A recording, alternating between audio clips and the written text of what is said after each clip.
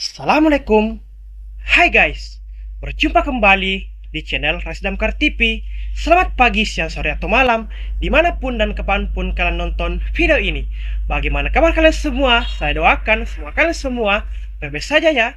Pada kesempatan hari ini, saya kembali ingin menayangkan video menjahit terbaru lagi kepada kalian semua, yaitu memotong atau mendekin bawah serta lengan pada baju gamis Plisket dan terus menjahitnya.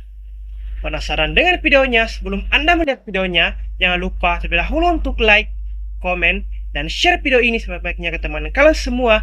Dan yang paling penting, jangan lupa untuk subscribe channel Resdamkar TV. Dan jangan lupa juga untuk tekan dan nyalakan tombol loncengnya agar selalu mendapatkan notifikasi dan tidak ketinggalan video-video menjahit terbaru dari channel Resdamkar TV. Semoga dengan video menjahit terbaru kali ini dapat menambah pengetahuan dan wawasan Anda tentang bagaimana sih menjahit dengan benar.